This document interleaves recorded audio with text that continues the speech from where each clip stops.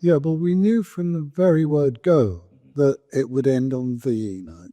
We didn't know what would happen on VE night, but we knew that would be its end because we reckoned it would run 5 or 6 years. Excuse me. So we knew VE night would be the ending, and once we'd done that, we thought, well, it's been a huge success. People love it. People will repeat it, and that's the end of it. It was a lovely adventure, and we enjoyed it enormously. And it was, in terms of originality, probably our most original of all our comedies. And I don't really think neither Morris nor I had any thought that one day someone would say, would you like to do it again? However, in 2007, Morris and I felt that there was a musical to be made and to put it on stage. Because we had met this sort of world famous composer that also felt Goodnight Sweetheart would be a good musical, that we would start to write the book. And so that was the only link beyond the television series that we had imagined. There was box sets out, and we were often asked to go in and narrate voiceover for the box set, and they were doing very well. Yeah. So there was still a market there for it, and we thought perhaps the stage musical would be the thing to replace it. And then in 2012 came Birds of a Feather, which was such a success on the stage that we felt, well, it probably will follow in the footsteps of that. But no, in answer to your question, for 1999-1945, as the war ended, so did Goodnight. So I think that was partly because, as I said earlier on, we just thought that without the jeopardy of the war, the show would not be the same. And also, when we started doing it, we said rather grandly, oh, well, we'll do 6 seasons, each season for a year of the war. That was terribly presumptuous. I was going to say poncy of us, terribly presumptuous of us. Towards the end, I think, looking back, I might have been thinking, oh, maybe we should have not given such a hostage to fortune. Bearing in mind, we didn't want to run into Harvey Moon territory. No, that's the other thing. It didn't bother me. I'm just talking for.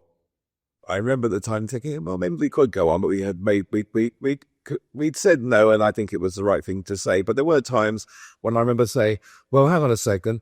It ain't half hot, Mum, which encompasses the 3 months between the end of the war in Europe and the war in Japan. So that was 90 days, and I think there were 100 episodes. Yeah. Well, we also so had we wanted to eke it out, we could have eked it out. We were asked in the interim whether could we make it work for America, and also could we make it work for Germany.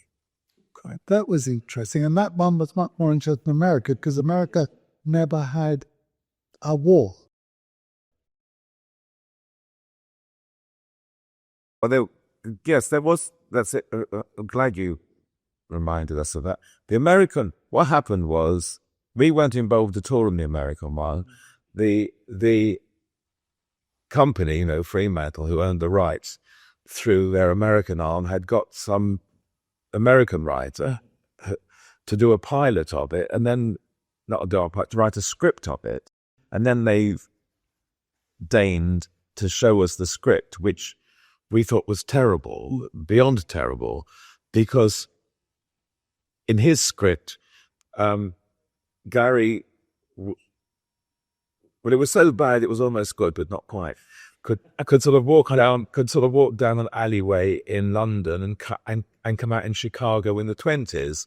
And of course, there's no reason why you shouldn't be in a different place as well as a different time. Yes. So that bit was all right. Yeah. It was when all the gangsters pursued him down the tunnel back into the present day that I thought, this guy's lost. But then, quite coincidentally, a year or two later, when we were doing a consultancy for another company, we met the guy who'd written the pilot, who was very nice and said, I hope you didn't mind what I did. And he said, no, it was really interesting. And he was staying in 2 suites of the Dorchester. And we're thinking, well, hang on a second. Here's a guy who's a not fantastic writer from America, who somehow, through being a writer in America, where the whole financial horizon is enormous, is staying in 2 suites at the Dorchester. But the German of is interesting because, of course, the jeopardy would have been even greater. And there would have been a possibility of death at the end of it. And I rather enjoyed planning that. Yes. We went over to Germany and talked to, again, a Fremantle company out there. Came up with a very good idea, but nothing came of them. I don't know why. We'd sort of solved all the problems and had sort of figured out the benefits of doing it. And in the German version, it was going to be set in Germany in 1940, and Gary's going to be Irish. So because he was a neutral, he could go back and forth, but still being risk-shot as a spy. And that would have been great fun. It's still doable. If anyone there is German, any Germans watching,